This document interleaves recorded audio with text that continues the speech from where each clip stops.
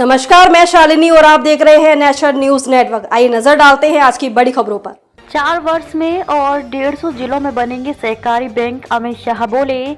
चुनाव से पहले 50% वृद्धि का लक्ष्य। केंद्रीय गृह एवं सहकारिता मंत्री अमित शाह ने देश की संपूर्ण तरक्की के लिए सहकारी बैंकों से आगे आने का आग्रह किया। कहा कि अभी देश के 300 जिलों में सहकारी बैंक हैं। चुनाव में जाने से पहले इसमें 50% की वृद्धि करनी है। अमित शाह मंगलवार को भारत मंडपम में राष्ट्रीय राज्य सहकारी बैंक महासंघ लिमिटेड के हीरक जयंती समारोह व ग्रामीण सहकारी बैंकों की राष्ट्रीय बैठक को संबोधित कर रहे थे।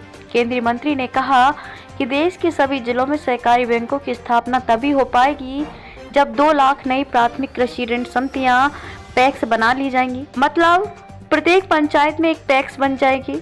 चाहे दूध उत्पादन प्राइमरी समिति हो या मछुआरों से संबंधित समिति, गांवों की प्रकृति जैसी होगी वैसी ही समितियों का गठन कर लिया जाएगा। सहकारी बैंकों को मजबूत करना है तो पैक्सों को मजबूत करना होगा। उन्होंने कहा कि पैक्सों को कंप्यूटराइज करने पर 25 करोड़ रुपए खर्च होंगे। इसे निबंधन से लेकर ऑडिट तक सारे काम ऑनलाइन होने लगेंगे। पैक्स ही राज्य सहकारी बैंक और जिला सहकारी बैंकों की आत्मा है।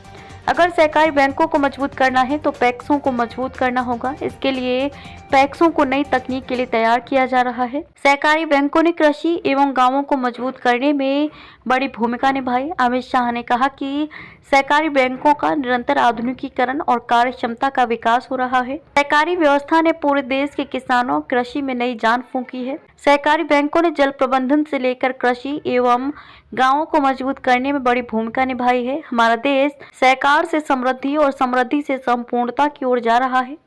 अलग मंत्रालय की स्थापना का उद्देश्य भी यही है। सहकारिता मंत्री ने कहा कि सरकार का लक्ष्य वर्ष 2027 तक देशीय अर्थव्यवस्था को प्राप्त कर लेना है। अगले 5 वर्ष सहकारिता क्षेत्र के लिए महत्वपूर्ण होने जा रहा है।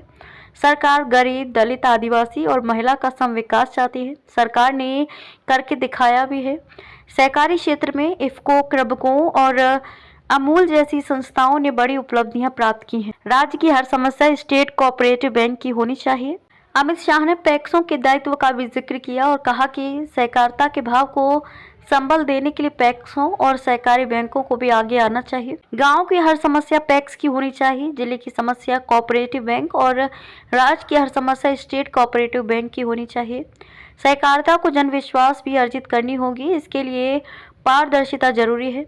राज्य एवं जिला सहकारी बैंकों को भी पारदर्शी व्यवहार की शुरुआत करनी होगी। अगर ऐसा नहीं होगा तो हम अपने उद्देश्य में सफल नहीं हो सकते हैं। आपदा शमन और क्षमता निर्माण परियोजनाओं के लिए राज्यों के लिए 1115 करोड़ की मंजूरी। केंद्रीय गृह मंत्री अमित शाह की अध्यक्षता वाली एक उच्च स्तरीय समिति ने 15 राज्यों में विभिन्न आपदा शमन और क्षमता निर्माण परियोजनाओं के लिए 1000 करोड़ रुपए की मंजूरी दी है। एक आधिकारिक बयान के अनुसार समिति ने 115.67 करोड़ रुपए के कुल परिव्यय पर सभी राज्यों और केंद्र शासित प्रदेशों में नागरिक सुरक्षा, स्वयंसेवकों के प्रशिक्षण और क्षमता निर्माण के लिए एक और परियोजना को भी मंजूरी दी। खबरों में अब तक के लिए बस इतना ही। फिर होगी आपसे मुलाकात एक ऐसी ही बड़ी खबर के साथ। तब तक के लिए नमस्कार और देखते रहिए नेशनल न्यूज नेटवर्क। ऐसे ही लेटेस्ट अपडेट पाने के लिए हमारे चैनल को सब्सक्राइब करें और तुरंत नोटिफिकेशन पाने के लिए बेल आइकन प्रेस करना ना भूलें। यदि आप हमें फेसबुक या इंस्टाग्राम के माध्यम से देख रहे हैं तो हमारे पेज को फॉलो जरूर करें। धन्यवाद।